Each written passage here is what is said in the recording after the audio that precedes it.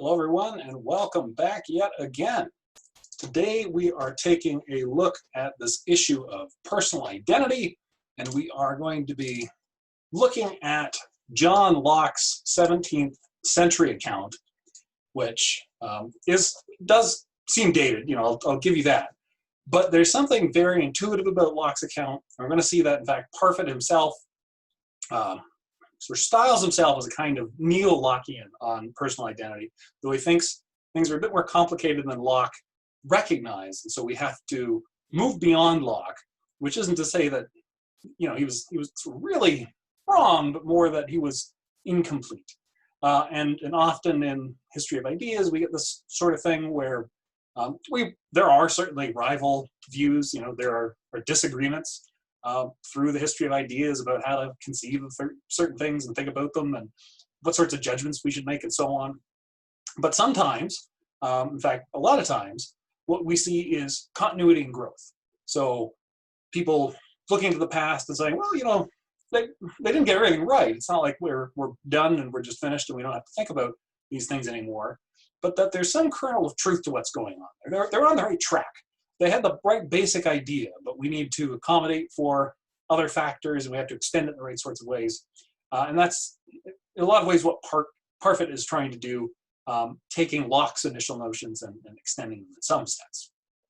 So Locke himself, like I said, 17th century figure. He sort of died very early 18th century, English philosopher, very influential. So he's friends with Newton, along with some other pretty influential people. He's working in this early modern period, as we call it, the 17th, 18th century. 17th century is really the scientific revolution. 18th century is the Enlightenment.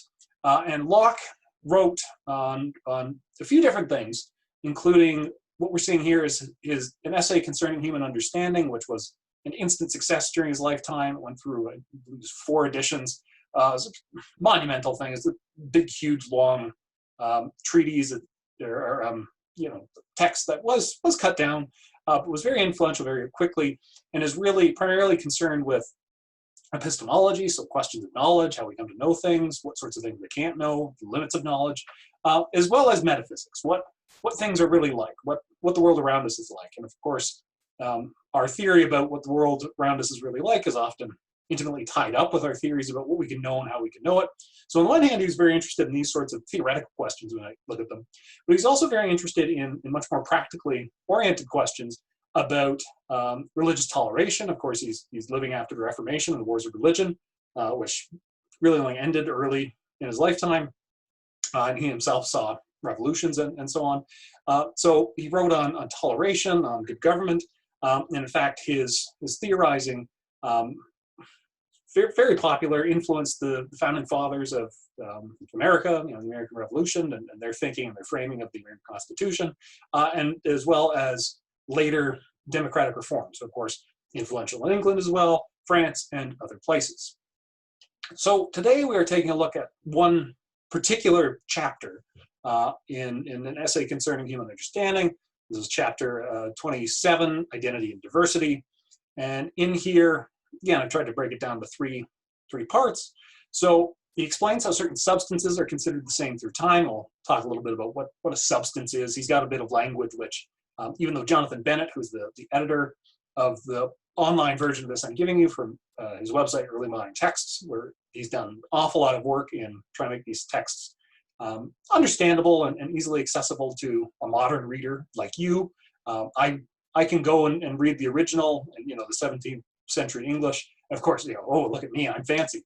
It's just training, right? It's like learning a different language, but it's still English. It's just a very unusual kind of English, right? It's sort of dated by our modern standards, but once you get used to it, you can go through it with relative ease.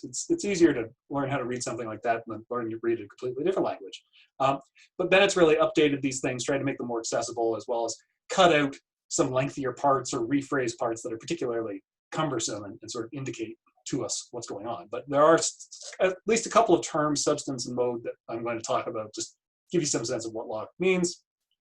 Locke makes this distinction between person and man.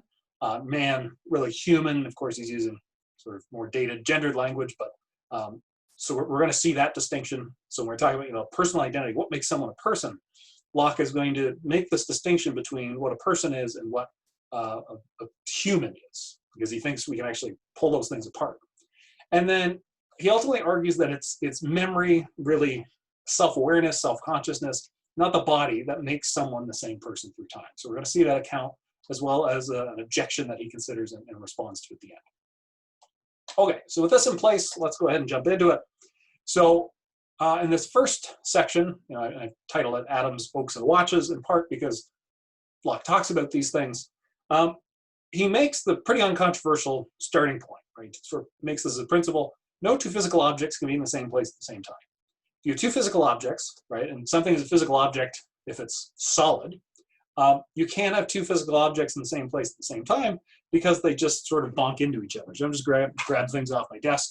I've got a little, e-reader here in my glasses case, right? You are not in like first grade, so forgive me. I know you already know this, but just to make the point, these are both physical objects. That is, they're solid, which means they can't move through each other, right? What does that mean? That means it's impossible for them to both occupy the same space at the same time. I got the tablet in front of me. I can put the glasses case in front of me in exactly the same place, right? The glasses case can't be there where the tablet, or the whatever the thing is, the e-reader's there. But then when I move the e-reader out of the way, then I can move the glasses there. As I said, I know this is insulting to your intelligence. My apologies. I'm just trying to demonstrate that this first point Locke makes is uncontroversial, right? Now, we might have physicists or something who want to challenge this in some kind of theoretical way, and well, quantum physics tells us, well,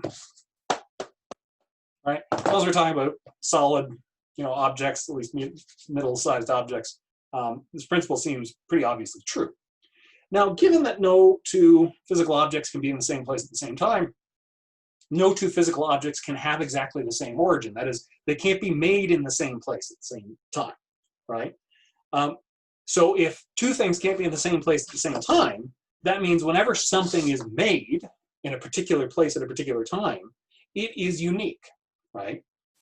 Nothing else was made in the same place at exactly the same time. So you think about, my glasses case or the e-reader or whatever, right? All the books on my shelf. Even though there are I've got a bunch of books over there, and there's a whole bunch more in this room. There are many copies, nearly identical copies of basically all the books I have, right? I don't have any books that are like handwritten by some monk from the High Middle Ages or something. I don't have any fancy books like that. Mine all come from printing presses where they run off, thousands or millions of copies. Or, academic books where there's like 7. But, okay, there's probably more than that, but, maybe not too many. Now, if you picked up a copy, one of my copies of a book, whatever it might be, and then went and bought or, ordered, you got yourself another physical copy of that book, they might be qualitatively almost identical, right? That is, all of their qualities, all, flipping through them, if we sort of mix them up together, we put them in, I don't know, a dryer, so they tumbled around for a while, and we took them out, and ahead of time we didn't make any marks on them, right? We didn't put our names in them or anything. It's entirely possible that we would take those books out and we wouldn't know which was which. Right? We would have lost track of which one was mine and which one was yours, or which one was the initial one, which one was the second one. However we want to distinguish them. But the fact remains they are two different books, even though they're almost exactly the same in terms of the qualities they have, right? What's written on what page, how many pages they have, what the cover art looks like, and so on. Numerically, they're different. It's two different copies of the same book, right? And of course, when you're thinking about, right, well, what is a book? You have different copies of the same work, and that itself presents some interesting metaphysical issues about, like what things are. But the physical book, when we're thinking in terms of a physical object, right, and that's what we mean by book, there's, no two copies are exactly the same, right? They're two different copies. They aren't literally the same thing. Why? Because even if they're made on the same printing press, right, and they went through exactly the same physical process in getting produced, they didn't do it at exactly the same time. It's not the case that two copies of that book were made at exactly the same time in exactly the same place. Same with anything else. If we think that things like atoms have, an origin, then they can't be both made in the same place at exactly the same time, which means that we can distinguish them through physical continuity, right? And this is really his point. So if we had perfect knowledge, we had sort of a God's eye view of everything that's ever happened in the universe, we could track, a single atom through all of the different spatial positions it has at different times. Right? We could track it through space-time, give it sort of a four-dimensional indicator. We'd have some kind of counting, some way of doing that. We'd have some kind of grid, like a three-dimensional grid in terms of where things can be spatially located. And it's just never the case that two atoms are going to have the same space-time coordinates, right? You're never going to have this, going back to the e-reader glasses thing. If this is one object and this is one object, they can't have exactly the same coordinates. They can't be in the same place at the same time, right? They could be there one after the other, but they can't be there at exactly the same time. Now, Locke distinguishes between three kinds of things here. He talks about God, and he sort of says, well, let's sort of put God aside because God breaks all sorts of laws we think apply to other things. There are bodies, right, physical objects, and this is really what he's talking about, and there are finite intelligences. You think God is really an infinite intelligence, but he also wants to talk about finite intelligences. That's what we're going to come around to. And he says these three different things can be in the same place at the same time because they're fundamentally different sorts of existences, right? So you can have God and a physical body and a finite intelligence all in the same place at the same time because they're three radically different sorts of things. You can't have two bodies in the same place at the same time, right? Which is the point he really wants to make here.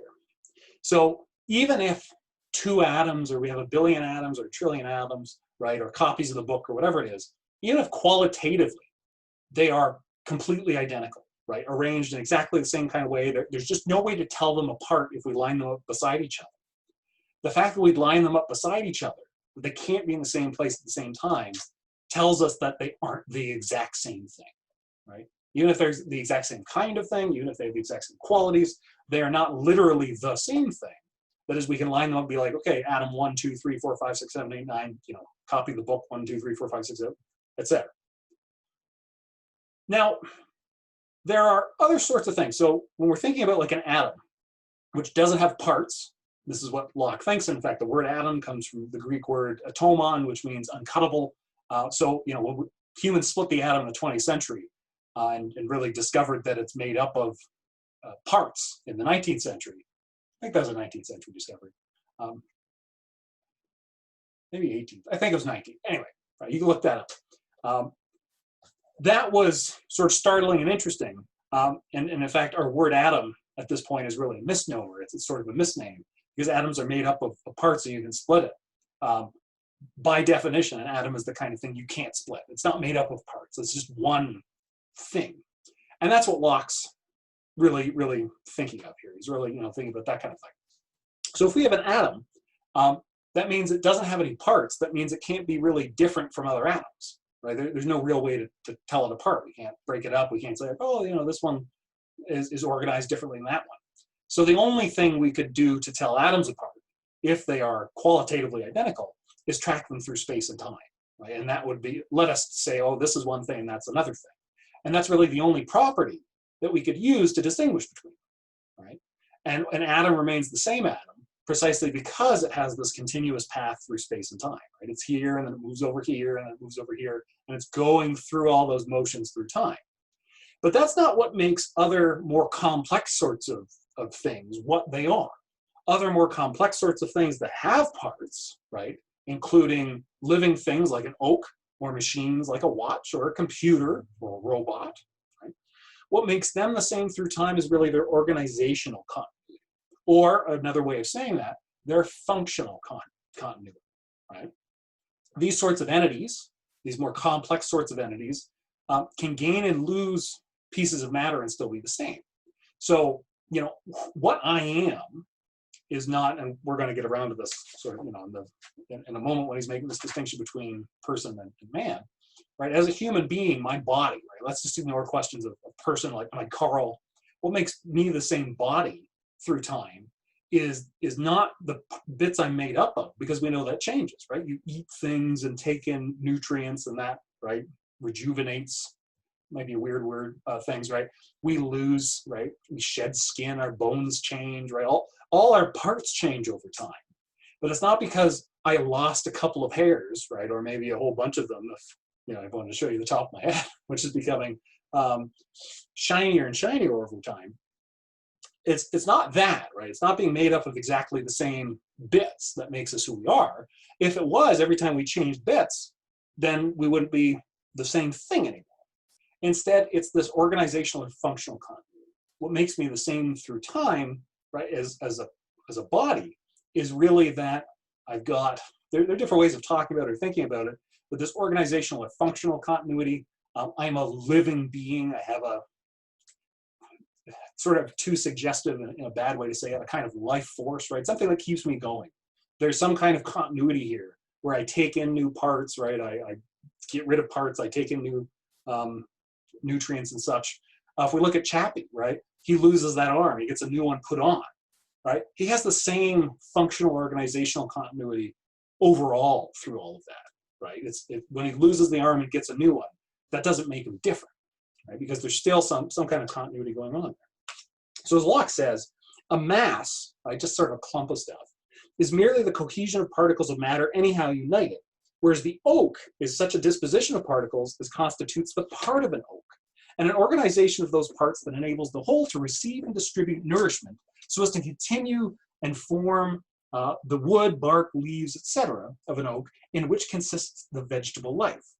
Thus, something is one plant if it has an organization of parts and one coherent body partaking of one common life, and it continues to be the same plant as long as it partakes of the same life, even if that life is passed along to new particles of matter vitally united to the living plant, in a similar continued organization suitable for the sort of plant.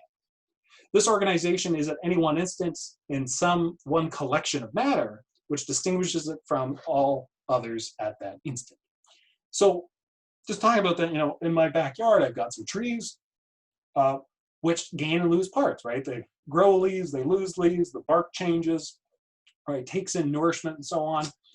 What makes it the same tree over time is that there's that same, again, I sort of hesitate to use the phrase, but life force, organization, functional structure to it that allows it to take in nutrients, to grow, to translate the energy it's taking in into a particular kind of shape and continuing organism, right? And eventually that ends. So actually just this summer, one of my trees died, right? Well, it sort of died over the winter, last fall. It just stopped taking in nutrients. So it still had water, there was still, it was still in soil and everything. It's not like it was uprooted, but it kicked the bucket, it was done. Right, I've still got trees that take in nutrients, they take in water and light and so on, and they turn it into, I've got apple trees and cherry trees, right? They grow bark, they grow leaves, they grow fruit, right? It's this ongoing process, right? And my trees are different, right? I've got several different trees. Each one of them is its own identifiable thing, but each one has this particular organization that lets it take in new bits of matter, produce new bits of matter, reorganize things in a certain kind of way. There's a certain kind of pattern or function there. But at some point it ends, right? It stops functioning that way. It stops organizing itself. And over time it deteriorates, right? The matter it's made up of will fall apart, rot and so on. I chopped it down and chopped it into a bunch of little pieces, right? Separated all those. So it's not a tree anymore, right? It turned into sort of a bunch of wood, right? Which is now separated into a whole bunch of different parts, and I burned some of it, and some of it's stacked over in one place, and I gave some of it away, right? That one tree is gone now. It's finished. Why? Well, a lot of the matter that made it up is still there, but that organization, that continuity has been broken. Now, this is a good part to, a good place to stop and just talk about Locke's terminology a little bit. He used the word substance quite a bit, 17th, 18th centuries, as well as before that. A lot of philosophical work, especially in metaphysics, surrounded substance, what they are. This term substance, or from Aristotle, ousia, it's really a thing or an object. So especially in the Middle Ages and in the ancient world, when they're talking about substances, they're really talking about things, right? This is a substance, my glasses case, right? My binder full of notes, there's a substance. A substance is really kind of thing. In the 17th, 18th centuries, it came to have some new and sort of bizarre meanings to it. Not only did substance refer to things or objects, but really the underlying stuff out of which they're made up.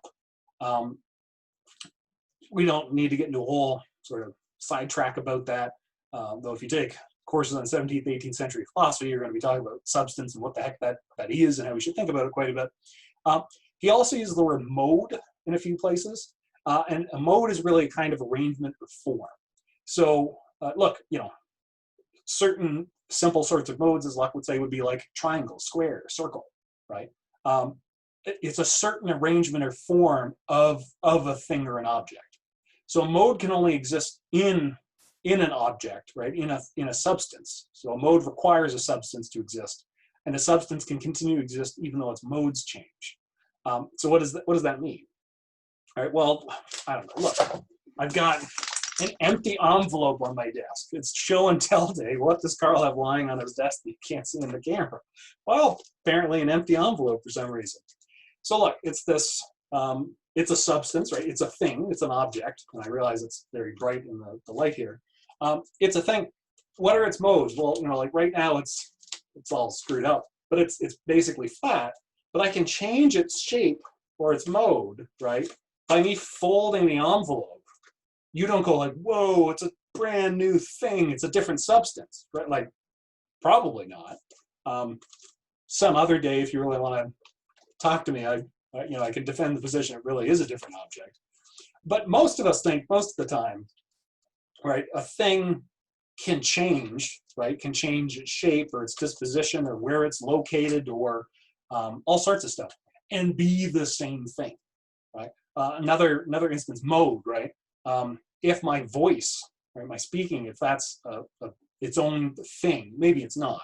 But maybe, I'm a thing, I'm a substance, and that I'm speaking or not, itself is a kind of mode, right?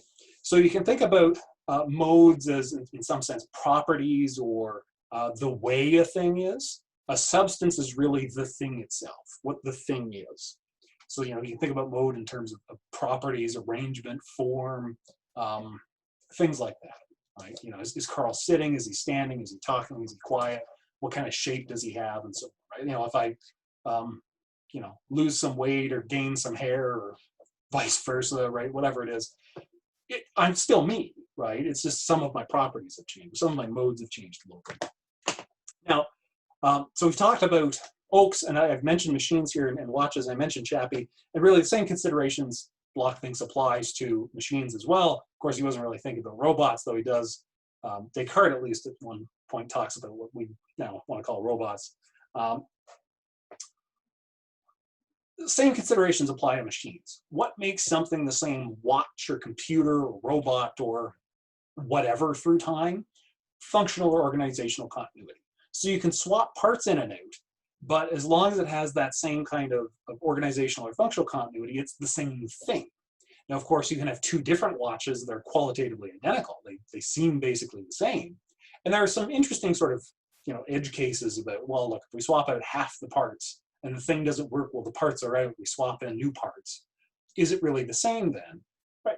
Yeah, probably. We'd probably still call it the same watch, even though we switched a bunch of parts. So very similar considerations for a living object like an oak apply over to machines as well. You can have the same substance, even though it's made up of some different things, and its mode might change, right? You might alter it in some sense. You might paint it or change something about it that way, but it's still the same thing. So this lets us distinguish between man and person. So man, human, right? He's just using dated, sexist language. I think the word human would be better here, but I'm not going to sort of go rewrite the text. When he's talking about a man, right, this is really an animal of a certain form, right? A certain physical body existing through space and time. There's a certain functional organizational continuity to it. Humans are just like other animals in this sense. When you look at our bodies, right, and that's really when he's talking about a man, right, or what a human is. It's right, the body. That's what he's talking about.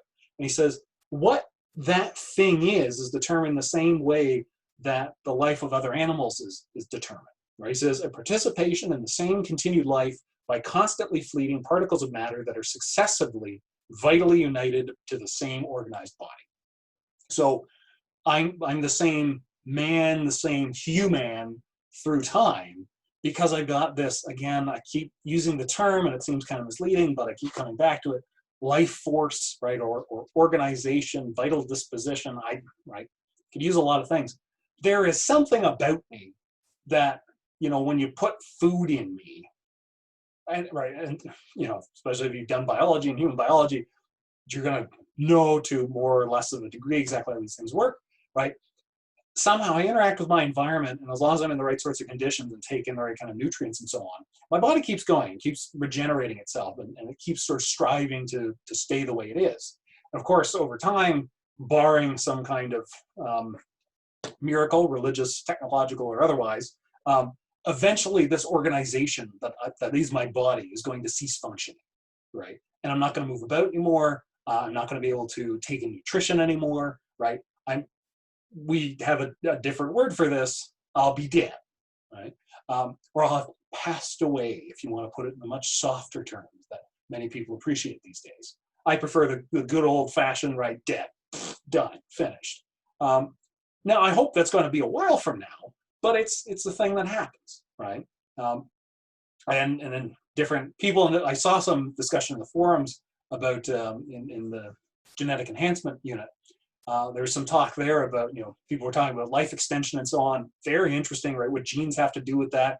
I'm not going to get into it, partly because I don't know enough about it, right, to say anything very intelligible. But there are factors if we look at ourselves as machines of a certain sort. There are factors that we can manipulate, right, or try to adjust to try to make our organization continue longer, right? Certain lifestyle choices help, right? We eat right, exercise, blah blah blah.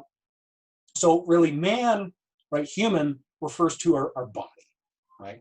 And insofar as we're just talking about physical bodies, right, and not just some clump of matter, but this same, life force or organization, whatever it is, that continues organizing different pieces of matter into what is identifiable in me, right? We're the same as many other things. Like trees out back, right, or animals, right, birds and cats and dogs and right, giraffes and whatever, right?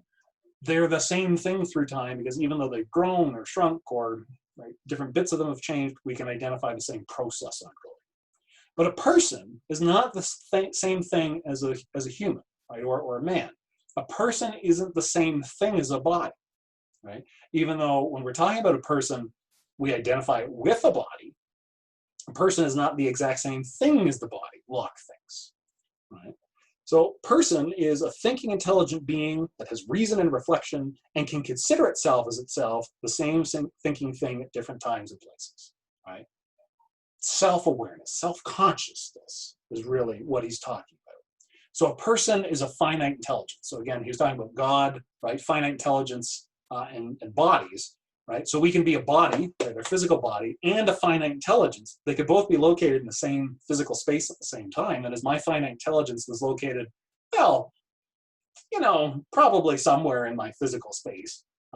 Sort of interesting, we say it's up here, and of course we know the brain is really the seat of consciousness now.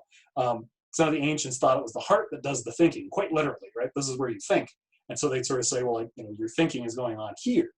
And it's interesting, we've got, eyes and ears, and we have a lot of sense receptors on our head. But what if like our ears were on like our elbows and we ate through our stomachs, right? And our nose was, I don't know, on our knees, but our eyes were up here. Where would we identify our seat of consciousness? Would we even have the same conception that somehow I'm here? And I've got all this body I drag around with me, but I'm really up here. Right? What if I were dispersed more through my physical space? Interesting. Maybe it's a bit of a tangent, so I'm going to stop and get back to the matter at hand. But I think it's an interesting question nevertheless.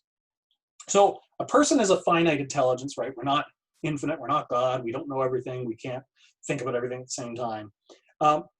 And person, as he says, is a forensic term. It's a term having to do with actions and their merit. And so it applies only to active thinking beings that are capable of a law and of happiness and misery. It is only through consciousness that this personality extends itself beyond present existence to what is past, becoming concerned and accountable. The person owns and attributes past actions to itself for the same reason that it does the present. All this is founded in a concern for happiness, which unavoidably accompanies consciousness. Something that is conscious of pleasure and pain desires that the self that is conscious should be happy. As for past actions that the self cannot through consciousness square with or join to the present self, it can no more be concerned with them than if they had never been done. Right? So when we're thinking about person, really what we're concerned with is what is it that makes the same consciousness, the same thinking, intelligent being the same through time. And that is a different question for what makes the same body the same thing through time. So the body is that organizational, that functional continuity, right? That staying alive, right? Whatever it is exactly that lets that happen. But being a person is something else. Being a person is being a thinking, intelligent being, capable of pleasure and pain, being able to regard oneself as oneself, that kind of self-awareness that we saw way back at the start of the course, Descartes talking about, right? That the cogito, I think, therefore I am. I have to exist. Even if I don't know anything else, I have to exist to think about things, to doubt things, to wonder about things, to experience doubt or pleasure or pain or so on. And when we're thinking about person, Locke says, this is really a question about law and merit, right? Who deserves what, right? Does someone deserve to be punished for something that happened or rewarded for something that happened, right? And the way he even talks about it here, and we're going to come back to this a little bit, it's really what can we look back to, and as he puts it, square with or join to the present self, right? What can we identify with? Right? If you tell me all about your childhood and you show me pictures and tell me about your memories, those are going to be in some sense external, right? That's you telling me about who you were, right? Or who you are in some sense. But I'm never going to regard that as me, right? But then if I look to memories from childhood, right, and tell you about them, I'm going to identify, right? Say, yeah, that was really me. And of course, if you're anything like me, there's all kinds of stuff that you don't remember, but might be attributed to you, right? Pictures come up on social media or whatever. Your parents dig out a photo album or something. If those even exist now, right. So, oh yeah, when you were 3, we went and rode this train or something, right? Do you remember? And there was the scary clown with the ice cream. And you cried. No, right? What are you talking about? Oh, I'm making this up, by the way. I think. I don't know. So those are interesting questions. So we'll sort of come back to that in a few moments. So this is really Locke's distinction. Man is really, human, body, right? Physical continuity, person, thinking, right? The self, right? Which is something that can be separable from the body. And this is exactly what starts to interest us when we're thinking about Chappie and thinking about Moon, right? The same person, the same self, might not be in the same body. And the same body, as we're going to see Locke say, might have more than one self, more than one person. So before we get there, Locke wants to reject the soul as the thing that determines personal identity. So this might, is something we might appeal to and say, well, look, you're the same person through time if you have the same soul. Locke says, look, we just don't know enough about souls to really have a workable theory based on them, right? Because we don't have any direct experience of souls, we don't know exactly what has a soul, right? Humans, other animals, right? Do all humans have one? Do we all have just one? Do we have one through our whole life? Do other animals, trees, rocks, plants, right? We don't know. We also don't know when that soul might change, right? What it means for a soul to change through time. For instance, those who believe in reincarnation believe that the same soul may go through many different lifetimes. But that doesn't help us track persons. If I have the same soul as Socrates or say Locke, right, but none of the same memories, characteristics, relationships, habits, dispositions, and so on, then it seems that judging personal identity on the basis of the soul is incongruent with our usual practice of judgment, right? So if we try to identify it with the soul, but we don't have a full theory about what souls are, right? Not only a full theory about what souls are, but one that's widely accepted, then our theory of personal identity is going to be sort of resting on questionable assumptions. Which is not to say assumptions that are false, but ones that we can't adequately show really are true or probably true.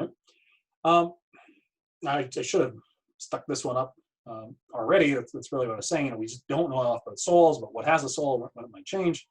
So instead, Locke thinks really it's memory, right? It's memory alone that determines personal identity as far as this consciousness can be extended backwards to any past action or thought, right? Now, of course, he says we don't remember everything, right? Like I was just saying. We don't remember everything we have. So we're the same person as far back as we can remember and self-identify as the same person. And this is where there's a little bit of uneasiness in Locke's theory, I think.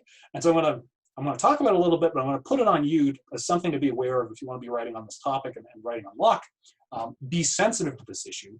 What exactly does he mean when he says something like, as far as this consciousness can be extended backwards to any past action or thought?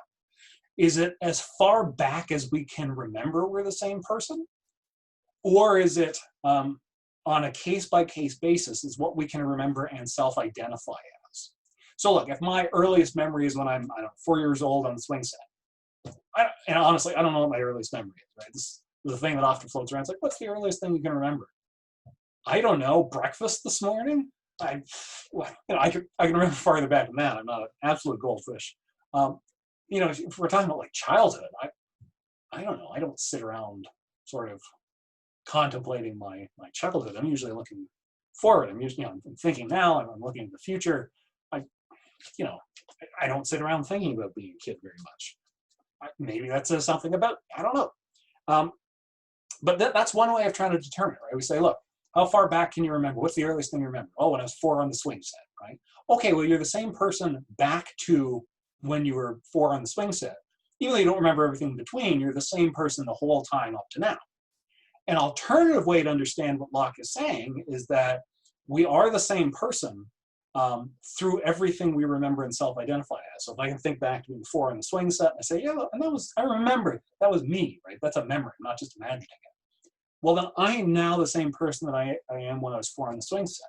But if between the age of 4 and the age of 8, say I don't remember anything, right? The next memory I can conjure up is being 8 on the swing set or whatever, right? Let's make it more interesting. I was 8 and I stole a bank truck, drove it through a playground, and it exploded everywhere with money. I'm sorry. I've been talking to this camera for a long time.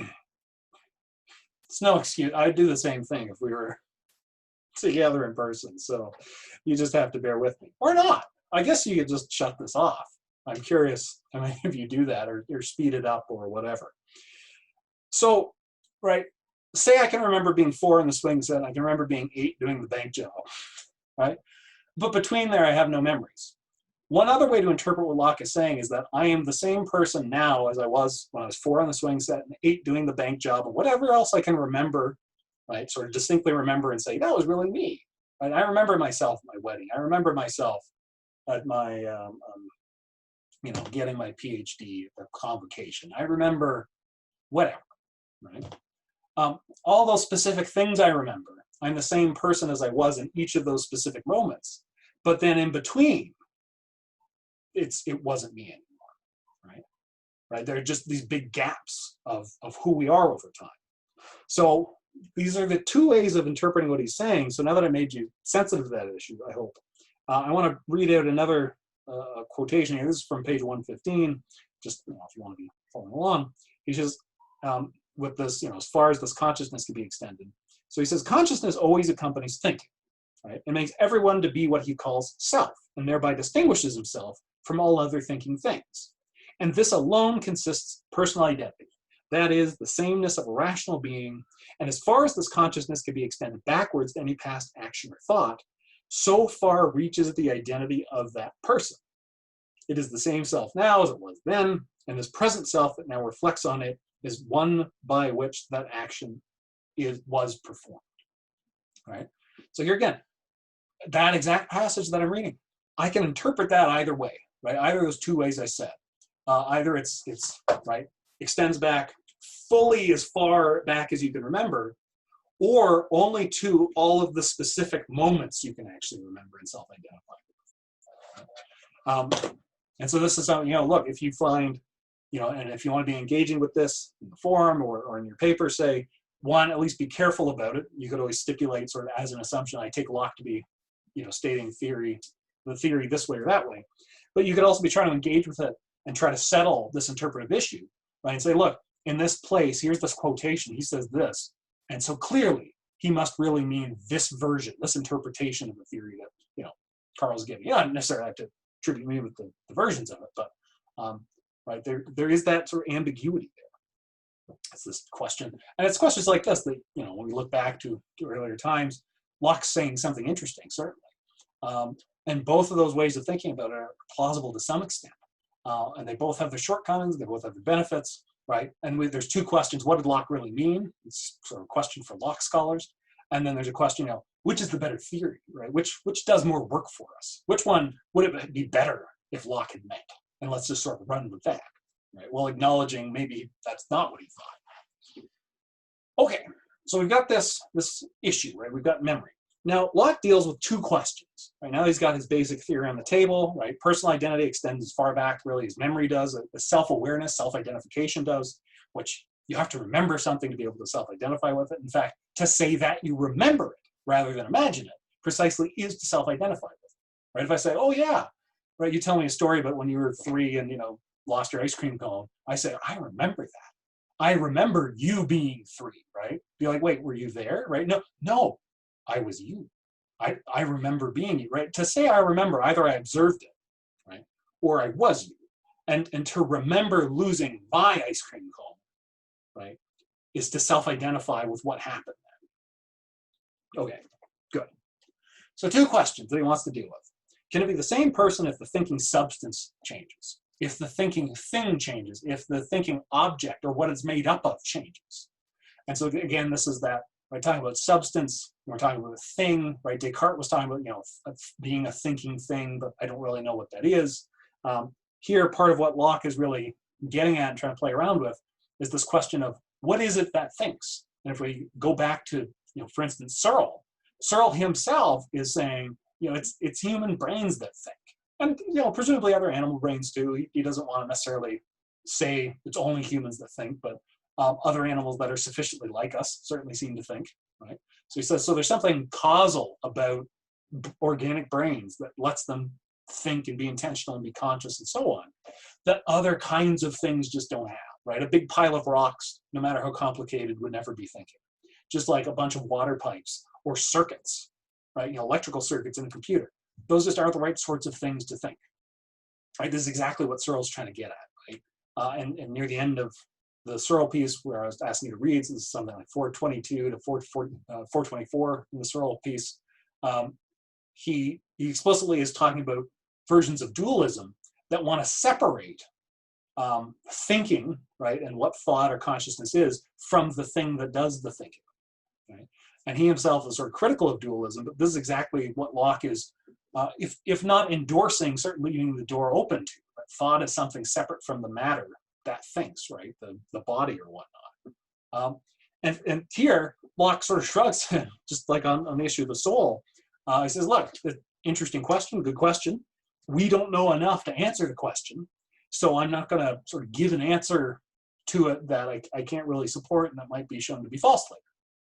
Now, his account does in some sense assume that thinking is immaterial, just because of what he leaves open, and we're going to talk about this in a moment. So materialist is someone who holds that our thinking capacity is an element of our physical capacity, and Searle certainly seems to be a materialist of some sort. Locke's account assumes that our thinking capacity and memory is immaterial, that is not part of our physical process, right? If thinking is just part of the physical process, then a sufficient change in the body to alter the thinking process, right, you know, such as wiping out our memory, is sufficient to destroy the personal identity, right? If in fact our thinking is just, you know, something biological happening in our brain, then if you sort of drilled in or lobotomized me or something, you know, you wiped out all my memories, then you could eliminate who I am, right? You would destroy me as a person, even if the rest of my body stays intact, right? I'm still this physical entity, but I'm no longer the same person because you altered what's going on here. Now, assuming thought is immaterial, right? Just assuming it is. And again, Locke himself really, right, he says, look, I don't really know how this works, right? I don't know how bodies produce thought or how bodies and thought are connected to each other, right? So in the essay as a longer piece, if you look through it, he really says, look, you know, God made everything. And so this is a question for God. Hey, how do bodies and minds interact with each other? How are those set up, right? what's the process there? Is thinking a separate thing or not? Like, he doesn't really know. But right, it's still this interesting question. Now, assuming thought is immaterial, it seems possible, right, that someone can have false memories, right? And in fact, even if thought is material, that seems possible because then memory would just be a certain kind of organization of your right, brain in some sense. So he says this, he says, a present consciousness of a past event is a present representation of a past action. And we still have to be shown why something can't be represented to the mind as having happened, though really it did not. How far the consciousness of past actions is tied to one individual agent so that another can't possibly have it will be hard for us to determine. Until we have a clear view of the nature of thinking substances, we had better assume that such changes of substance within a single person never do in fact happen, basing this on the goodness of God. Having a concern for the happiness or misery of his creatures, he won't transfer from one substance to another the consciousness that draws reward or punishment with it. So what does that mean? Well, let's say I committed a crime, right? Whatever it was. Right, you know, I did that bank job when I was 8. Now, what's Locke getting at here? Well, if thought really is immaterial, that to have a certain kind of memory or to think a certain thing is really something separate from having a certain body or a certain organization of the brain, then it's at least possible, right? Don't ask how, what the mechanism of transfer would be, but it's at least possible that you could come to share my memory of doing the bank job. But you'd look back and you'd think it was you that did it. And I'd look back and think it was me that did it, right? And Locke says, look, it's possible, but let's just assume it doesn't happen because God would, you know, God would not be very nice if he let us get confused in that way and come to share memories with each other and not be able to determine who really did it, right? Because that would start, in some sense, blurring together who we are as persons. And this is exactly what we're going to get into when we're looking at Parfit, because this is exactly what's going on in Moon, and what I was proposing could happen in Chappie, though it doesn't, right? We have the same set of memories being shared amongst what we probably want to consider to be distinct persons. Right? We have all these different Sam Bells, or we have at least 3 who are sort of awake and doing stuff in the film, and they all have the same memories, right, to an extent, right? They all look back and remember certain things and self-identify with certain things, right? Being married to Tess and you know, being the father of Eve and so on. Though I guess the one that wakes up doesn't realize Eve exists, because where he starts, right, on the 3-year stint, these clones start. He's married to Tess, but he hasn't had Eve yet, right? That's a development that occurs while he's up on the station. So it's exactly this question about, well, what about shared memories and so on that we start getting into. Now, I was saying, you know, if thought's immaterial, then we can have that, right? You can have these sort of false memories transferred over. Even if thinking is a material process, right? It really is just brains being organized in a certain kind of fashion, right? Then you can have memory implants. And this is actually what's going on in the clones. Gertie says this, right? Well, you've got memory implants. That's why you think you remember, you know, being married to Tess and all this other stuff. You're just a clone, but you have these memories, or at least they seem like memories, of being Sam Bell, right? But what are those really? Some, you know, organization of the brain. In, you know, when you form a memory, when I form a memory, something's going on up in the brain, we think. Like this is kind of a running hypothesis now. Maybe it's an assumption, maybe it's not. That we're going to find certain mechanisms, right? Certain physical processes going on related to memory. Right? And the assumption, right, or what we're running with, is the idea that everything about memory eventually can be explained by those physical processes. Which means once we fully understand them, and once we have the technological capacity, we could, why do you keep smacking my head like this? Then we could, you know, maybe not with clones, right? Let's just set the cloning issue aside. We could go in and start playing with people's memories, right? You know, maybe I could pay to have somebody go in and get rid of memories that I didn't want to have anymore, right? Say in a hard relationship or, you know, something like that. Eternal Sunshine of the Spotless Mind, excellent film. Almost made it into the course, that was sort of on the B list of interesting things to deal with here. Great film, certainly worth a watch, right? Or have memories inserted, fake memories, right? Have somebody go in and sort of add something, make me remember a great experience I never had, like a vacation, right? Maybe a vacation to Mars that I never had. Total Recall, watch it, amazing film. Also almost made it in here, but just not quite. Also the original, not the newer one, but it's the newer one was okay, but the original one, 1990, excellent, excellent work. Okay, okay. So we've got all these questions about memory, and we're going to have to come back to these when we're looking at Parfit next time, because Parfit's very interested in memory, things like pseudo memories, right? What if we have more than one entity that seems to have the same memory, more than one Sam Bell, for instance? And this is exactly where he says, Locke's on the right track, right? Memory and self-awareness, self-identification, that's the key. But things aren't as neat and tidy as Locke says, because, we say, well, look, God would just never let this happen. It may be, right?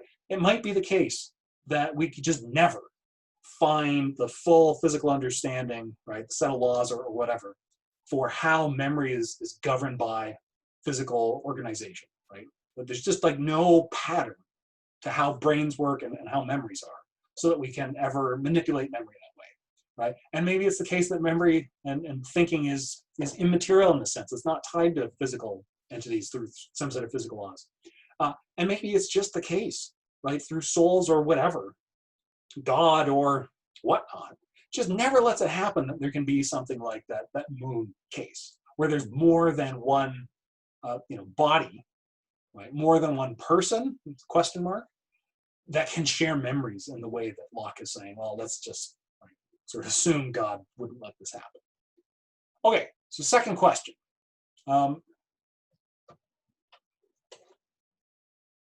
Can it be different persons if the same thinking substance does the thinking throughout, right? What does this mean? Can you have two persons in the same body? Now, I already sort of brought this up before, and I already sort of gave away the answer. Yes, right? Memory determines personal identity. Memory, self-awareness, self-consciousness, right? Self-identification, right? Oh, that was really me. One man, one human, one body, right? Maybe two or even more persons. So look, the sort of famous example Locke gives, and of course, there's all sorts, right? The soul of a prince may be put in the body of a cobbler, right? Cobbler, sort of maybe older term, somebody who makes shoes, makes and repairs shoes. The cobbler would still be the same man, right? You'd still have the same body, right? Be the same man, same human, right? But if all of the prince's memories and thoughts went with the soul, right? Or went with the whatever that sort of transfer was, then the prince would be a different man, but the same person, right? So you take, right, the prince and the cobbler, you could then swap them, right? You could sort of take all of the memories and personality and everything from the one, stick it in the other. Then they would have swapped bodies. Hey, right, 17th century, Locke just gave you an account of how many different films and books and whatever, different instantiations, different sort of concrete examples of the same idea, right? Freaky Friday, and there's too many of these, right? It seems like every couple of years or something, a new movie, right? Just a movie comes out. It's just doing the same thing, right? It's like, oh man, and their consciousness switches bodies. Who's who, right? Locke told you all this in the 17th century. It's not new. It's not interesting, right? Like maybe it's kind of funny or whatever, but it's the same thing. It's the same topic. It's the same idea, right? There's no real new intellectual ground being sort of broken there. So you could have two people swap bodies, right? And then you'd have the bodies being the same, right? The prince's body was still the prince's body. The cobbler's body was still the cobbler's body. So they'd be the same men, the same bodies, right? The same humans, but different persons, right? That have different stuff going on. Well, again, this sort of right time of brains and everything. Different stuff going on upstairs, so to speak. Different memories, right? Different self-identification, right? And say like, oh, yeah, I was the prince, and now I'm stuck in the cobbler's body. But they still think I am the prince stuck in the cobbler's body, and vice versa. And probably the cobbler saying, I was a cobbler, but hey, I'm okay in this princely lifestyle. That works for me. So we can have just things like body swaps, right? The same person now in a different body, which is exactly right. Think about Chappie. Assuming robots can think, which maybe they don't. Assuming robots can think, then we could say Dion is the same person after he's transferred over, precisely because he has the same self-identification. Right? He says he's Dion. He remembers being Dion. Right? That's who he conceives himself to be. Right? Chappie, after the transfer, is still Chappie for the same reason. Right? He regards himself as Chappie. He remembers being Chappie. He remembers transferring bodies. Right? Oh, I used to be there, and now I'm here. Right? That makes them who they are as persons. But of course, as bodies, they're different. Right? Dion's not the same man he was, literally. Right? He's a robot now. He's not a human anymore. Right? But he can be the same person, even though he's changed the kind of thing he's in, right? The kind of thing he's embodied in, right? Chappie didn't. He switched the particular sort of robotic body he had, but he was a robot and still is, right? But even in talking about this way, right? Are we fundamentally human or robot or whatever? No, we're fundamentally persons. We're fundamentally seats of consciousness, Locke thinks, right? Now, there's also in addition to this, right? So we can have the body swaps, but we can also have the same body with multiple personalities in it, right? Like the Jekyll-Hyde scenario, or again, there's all sorts of different versions of it, right? So somebody who engages in activities while asleep, right, or in a different personality, right, just something like real multiple personality disorder, right, and has no memory of the other actions, right? So, you know, when Jekyll does something, it has no memory of being Hyde. When Hyde does something, it has no memory of being Jekyll, or anything like that, right? Any scenario that works in that kind of way, where you have the same body being shared by multiple personalities with different sets of memories, does not identify with the other ones, right? Regards themselves as something different, right? In those cases, they are not the same person, right? Jekyll is not the same person as Hyde, although they are both the same man because they share the same body, right?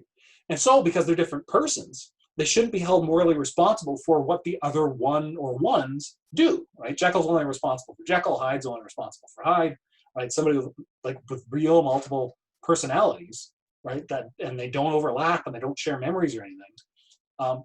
One personality is not responsible for the other one, right?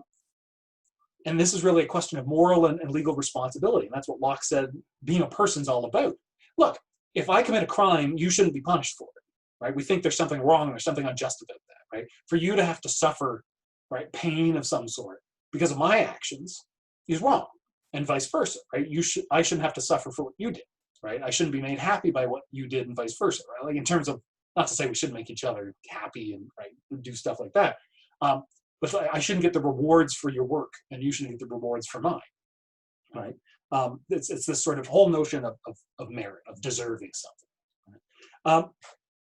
That applies between different persons sharing a body, right? If I, in fact, have two different personalities, I've got Carl and Snarl, right? Actually, that jogs my memory when I was a kid.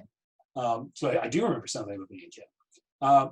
Right? Carl, it's not an easy name to rhyme with, right? Of course, kids being jerks quite often, you know, other kids would try to make fun of me, often successfully. I was a little weird, you know, big surprise. Let me get sidetracked. Right. So they try to make fun of me with the name, right? They try to rhyme it. And I can remember one of them being Carl the Snarl. Right. And that somebody is intentionally trying to, you know, hurt your feelings, of course, is sort of offensive itself. In fact, I think that's a lot of what we react to when people are being mean in that way. Not exactly what they say, but just the fact they're trying to be mean, right? So of course I was bothered by that, but the fact that was really the best that could be sort of thrown at me itself really sort of took a lot of the punch out of it, right? It's like, really? Carl the Snarl? Like, that's stupid. Like, it's idiotic. It doesn't even make sense, right? I'm not a snarl. A snarl is a facial expression. I'm a human, right? I'm a different sort of thing. I'm a different sort of substance, right? You're mixing modes here. You can't do that, right? It took me a couple decades to get the terminology down to figure out exactly, you know, why that was stupid. Well, joke's on them, right? I now know better, right? This is, right, what is, like, is this my therapy session now? Am I trying to, like, unload on you? I don't know, right? Again, cooped up too long. That's a lie. It's a lie, right? That's just me. I really hope I'm bearable. I'm not sure I am sometimes. Okay, so this whole notion, right, if you actually have multiple persons in the same body, right, Carl and Snarl's a mean jerk, and Carl is, well, probably a jerk, but maybe a little less mean. And Snarl does, insults people and punches them in the face and whatever. And, Carl at least doesn't do that, right? He's sort of polite and doesn't go around punching people. Carl shouldn't be punished for Snarl's actions. Now, of course, in practice, it becomes very difficult to figure out how this works, right? Look, if I walk up and I insult you and punch you in the face, right? And then sort of, oh, that wasn't really me, right? That was Snarl. Well, maybe I'm lying, right? Maybe I could say I've got multiple personalities and so on. How do you tell, right? If you're a really intelligent person, you can, right, fake it, right? You can pretend like you've got multiple personalities to manipulate people. Even if I really have multiple personalities and Snarl, right, is a jerk and punches people, and right, Snarl did the bank job when I was 8, or whatever, right? Then presumably, if we think punishing people for doing bad stuff is actually a sensible thing to do, right? Let's just assume that for the moment. We could argue against it. The punishment, in fact, is never deserved. But let's just assume punishment is deserved, at least in cases of intentional malicious action. Snarl does intentional malicious actions. Then Snarl deserves to be punished. But Carl, being a totally different person from Snarl, does not deserve to be punished. So what does that mean? Does that mean when Snarl's in charge, or I as a man, right, as a human, am Snarl, right? That person is sort of using my body. I should be in jail or locked up or punched in the face or whatever we think the appropriate punishment is. But then when it comes back and I'm Carl, right, when it switches over, then I shouldn't be punished, right? You shouldn't be punished for my actions. Well, Carl shouldn't be punished for Snarl's actions. Right? They're two different people, just like you and I are two different people. So how do you do that in practice? How do you tell who's really in there? How do you tell when there's actually more than one personality, right? And this is not to cast so much doubt as to say, to say, oh, there's no such thing as multiple personality disorder, or, something like that, to say, oh, it's all fake or it's all fiction, or, we can never figure it out, so we should pretend like it doesn't exist. I'm not saying that, but what I am saying, what Locke is saying, is that it is really hard in practice to figure out, right? It's really difficult, if not impossible, to really prove, right, without doubt, what's going on in someone's consciousness, right? We just don't have that kind of access to each other unless we're psychic or something, right? Which might exist or not, right? Don't know. Let's stick that on the shelf. Assuming it doesn't, right? We can never tell what's going on in each other's minds. So what we can do is observe what our bodies do, right? What our physical bodies do, and we can try to distribute justice based on that, right? And in fact, Locke sort of falls back and he says, well, look, hopefully God's justice is going to right our worldly mistakes. Because in fact, when we are doing, administering law and punishments and locking people up in jail or executing them or right, taking their property or whatever, right, real consequences, we're almost always doing it on a probability, right? What's the likelihood this person actually did it? Well, okay, easier question to try to answer. What's the likelihood this body did it, right? This human did it, whoever was sort of in there controlling the body at the time. We get that wrong, right? And we know we get that wrong, and especially, Locke's time, 17th century. It's not like justice was perfect, right? So there's a heavy weight there, right? In terms of trying to actually figure out who deserves what, who deserves to be punished, who deserves to be rewarded, right? And it's a burden, right? It is a burden, right? I sort of sit and fret over, grades on papers and things, right? Well, is this really, was this an A minus? Was this an A? Right? Worst case scenario, somebody says, I don't think this was fair, and then we talk about it, and I can sort of change my, oh yeah, I was wrong, okay. Right? Send somebody to prison for 20 years or execute them or something, right? Like, serious burden there. Did you get it right? Right? All right. So on to the last part, the objection. So, suppose this Locke, right? Suppose I wholly lose the memory of some parts of my life beyond any possibility of retrieving them, so that I shall never be conscious of them again. Aren't I still the same person who did those actions, had those thoughts that I was once conscious of, that I once was conscious of, even though I have now forgotten them? And here again, there's those two different interpretations. Is Locke just talking about, right, you can only remember back to, say you can only remember back to when you were 15 or something, right? And before that, you just have nothing. We can interpret what Locke is saying is that you're the same person back to when you're 15, but then not from 15 to 0, right? Or if he's just, if we're allowing for the gaps, right? Let's just say you're 20, right? And you, I don't know, get hit in the head by a rock. You can't remember anything except back when you were 15. That's when your memories sort of pick up. Then, between you're the same person now as you are when you're remembering what you were like at 15, and say maybe you remember some bits at 14, 13, 12 or whatever. But not everything, and right, nothing between 15 and 20, nothing before, say, age 5 or something. Is it just the gaps that aren't you, right? Is that what we're talking about, or are we talking about sort of, is it as far back as it goes and then nothing before, or is it sort of all the specific things you remember? So there's just two different interpretations. I think this admits of either of those interpretations again. And of course, something else that Locke talks about, and I haven't really mentioned here, is that we don't actively remember everything all the time.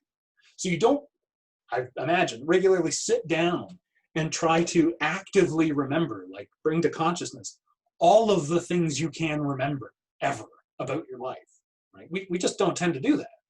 At times we remember that, like Carl the Snarl thing. That actually happened by chance. I'd forgotten about it. But then once I said it, I was like, oh, that actually does jog a memory. I could even think of the person who said it, right? Somebody I haven't thought about in a long time. Right, and I say, and that was me. That was said to me, right? It wasn't some other, I don't remember one other kid saying it to a different kid. I remember the kid saying it to me as a kid. Right, that's self-awareness, that's self-identity. So with what Locke's saying here, we don't actively remember everything, like every memory we have. We don't actually bring it to consciousness, but it's kind of sitting there passively, right? We've got all these memories sort of waiting to be activated, right? You might be sitting there during a test, and I know this, I know the answer to this question. I can't get it into my consciousness, but I know it's in here somewhere, which I find very interesting, right? Do you actually remember it then? Well, what Locke is getting at is that, we have memories that we don't bring to consciousness. And so it's exactly this sort of objection. What if you lose memory of parts of your life and it's just gone? There's just no possibility left of actually bringing it to consciousness anymore, right? It's disappeared. However that works, right? Whether that's brain synapses that have fallen apart or been pruned away, whether that's God stealing something out or whatever, right? However that works, whatever the mechanism is. Are you the same person, right? Even though you can't remember it anymore. Well, Locke's answer, you could still be the same man, same human, right? But not the same person. Right? If one man could have distinct disconnected consciousnesses at different times, the same man would certainly make different persons at different times. And Locke notes that when we're talking about I, right? Who am I, right? I can refer to either ourselves as a man, human, right, body, or person. Now we have to distinguish these philosophically. Right? We have to recognize that we say I, we might mean my body did that sort of thing, right? Or I as a person, right? Say I had some kind of accident. I don't remember the accident, right? Head trauma or whatever. But I know what happened to my body. I could still say I had this accident, right? And I wouldn't really be abusing language to say it that way. Say, oh, I had this accident. I don't remember anything about it, right? Well, if I refer strictly to person, then it wasn't you that had it. What's being said here. But given the ambiguity of I, that we refer to ourselves either as a body or as a person, right?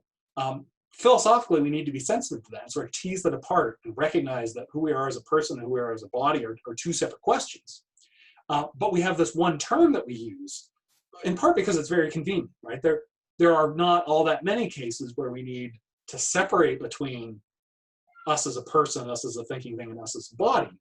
And typically, when we do need to do that, the occasions are rare enough that we have enough use of language, like I just said, imagine I had some kind of accident, you'll remember, right? We can explain it, right? It's more convenient to have this one term, I, to refer both to ourselves as a body and a person, right? So philosophically, we have to distinguish between those cases and recognize they can come apart, right? That's what Locke is saying. You have the same person, even though they're in different bodies, you can have different persons in the same body and so on. Though in practice, it can be very hard to figure out actually what's what, right? This goes back to what I was saying. We don't know for sure, right, what person is really in what body. Generally speaking, it's safe enough to assume the same body is the same person. So if you meet me on the street or in a classroom or whatever, right, you can be, oh, well, that's Carl, right? You don't assume, you don't think without good evidence that who I am as a person, in terms of my memory and personality and all that stuff, has somehow radically changed from seeing me one time to the next, right? So we often, right, we just say, oh yeah, right, I did this or I did that. I mean, me, the person in my body, right? Because these things come together. But there's at least that possibility that they could separate. And we have to be sensitive to the fact that they can separate so we don't get ourselves confused. And that's exactly what Locke's been trying to do, get us clear on separating those two things out, saying, okay, we talk about bodies, what makes a body the same, we talk about persons, what makes them the same. These two things often come together, but they can be separated, right? And that's exactly what we see in Chappie. It's exactly what we see in Moon. But of course, when we think about Moon, as I've already mentioned, Locke's theory does not seem fully adequate, right? Locke's theory seems like a pretty good account for making sense of Dion transferring bodies, Chappie transferring bodies, right? That makes sense. But once we come around to Sam Bell and Moon, and there are multiple men, right? Multiple humans, multiple bodies that all claim to be Sam Bell, have what they consider to be memories of Sam Bell, right? Regard themselves as Sam Bell. Once we have that, Locke's theory seems to run into trouble, right? Because if they have the same memories, right? Let's say we woke up 10 clones of Sam Bell at the same time, and they all remembered all exactly the same things. And only once they saw each other did they come to doubt who they were, right? Up before they started to doubt who they were they all really Sam Bell? That would make them all the same person in several distinct places. But that seems weird, right? That seems counterintuitive. Of course, they're different bodies. That seems easy enough to make sense of. But now it seems like we have the same finite intelligence, Sam Bell, here and there and there and there and there and there.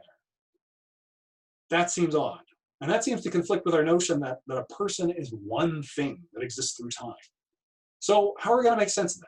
It's exactly what we're going to look at next week in our last class, looking at Derek Parfit's piece on personal identity.